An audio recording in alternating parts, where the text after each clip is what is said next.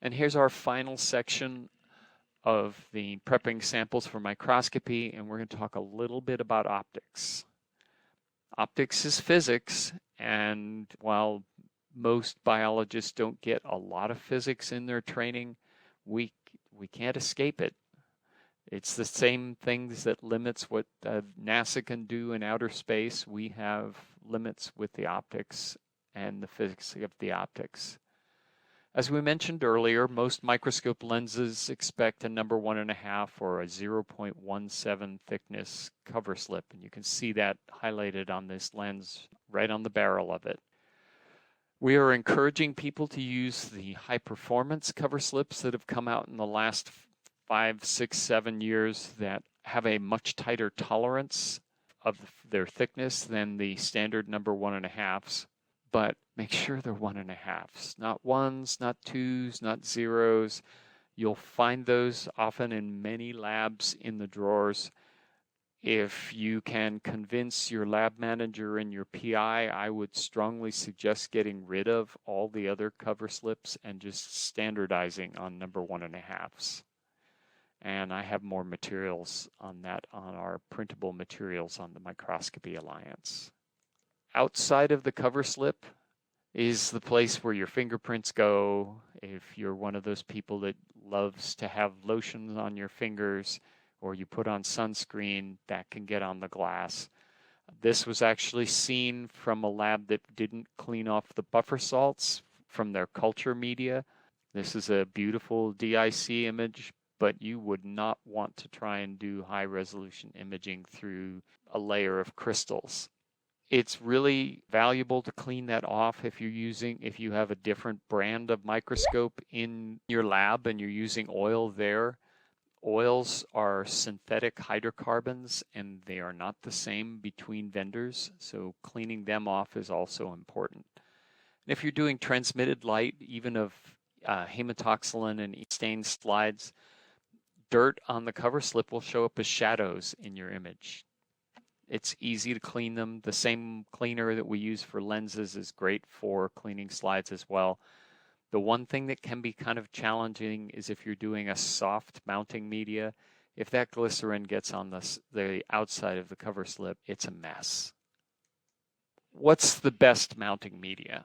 You want something that's going to keep your dyes from fading.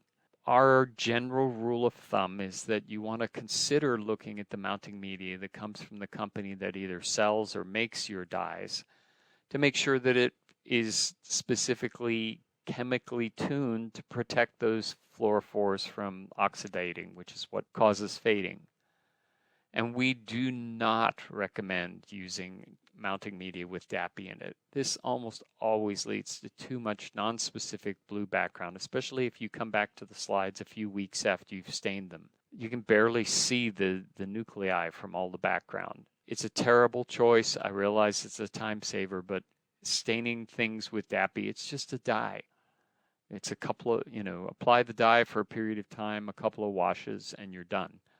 If you can find mounting media that's as close to glass as possible, especially if you're doing things that are right at the resolution limit, like super res, or even just high-end 63x, you want the best optical resolution possible. Matching the refractive index will give you the least amount of spherical aberration. We do want to acknowledge that hardening mounting media can sometimes cause a little bit in the way of compression artifacts, and it can take a week for it to properly harden. There are labs that like to make their own mounting media using a formula that's called Mowiol, and it's well known and it has some pluses because it's cheap and can be made in the lab, but there's some downsides too. Because you're mixing it up, if you create a non-well mixed, non-homogeneous batch, you have a mix of refractive indexes that are going between the cover slip and the slide that can distort the image, as well as the fact that you can't guarantee that the refractive index that you got last week will be the same as the one that you get a month or two from now when you need to replace your Mowiol. And if you get your buffer washes mixed in with your mounting media, that can cause inhomogeneous mounting media. We see many people who struggle with putting cover slips on slides and end up with an awful lot of air bubbles.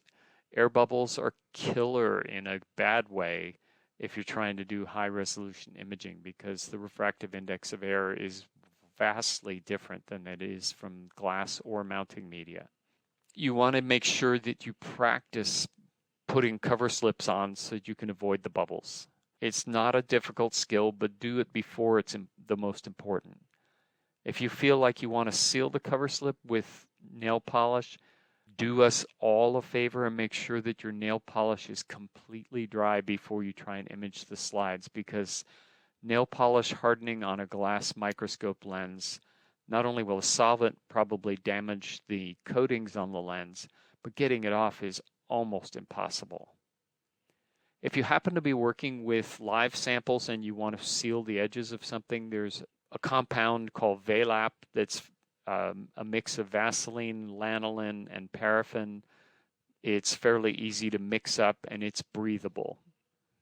So we've mentioned spherical aberration a couple of times. It's a mismatch between the refractive indexes. So in this example over here with the colorful little blobs, they used an oil immersion lens and looked into water. So water is a RI of about 1.3.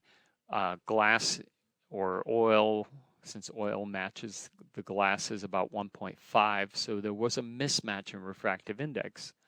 And the deeper they image, so the point spread function, the little bead, if you will, on the left is the tightest. It's spherical above and below the plane of focus. And the farther you go in through this refractive index mismatch, the more this distorts and the less the brightness of the sample is, and the less resolution that you get.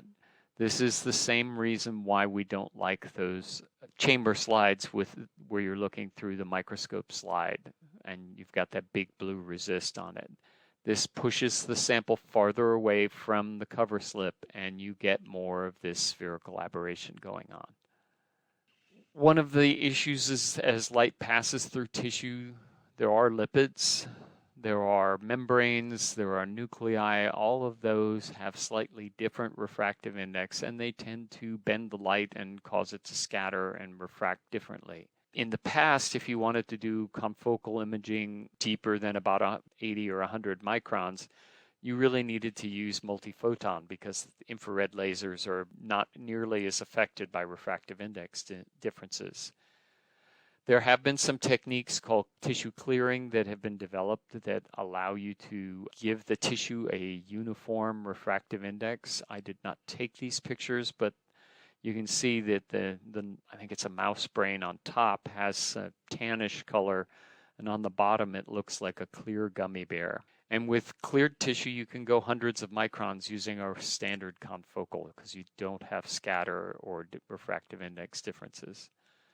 It's not easy to do. There are some harsh chemicals involved, but for some people, this is a very worthwhile procedure. If you are working with live cells, even in your own labs, the refractive index of oil changes with temperatures. So you may want to ask your vendor if they have an oil that works better at physiologic temperature, like 37 degrees. And there are high-end lenses that can correct for cover slip thicknesses. Oftentimes, you'll find a 40 dry on a microscope that is able to correct for cover slip thickness errors or to correct for spherical aberration. It's not an easy technique to do, especially on an inverted microscope. But if you're really trying to get the most out of the sample, you should probably learn how to do that. For many people, that's overkill, but for some who are really trying to get everything they can, that's worth knowing. And there are specialty lenses that can image through a number of different refractive index mounting media, and they do have to be set carefully and correctly.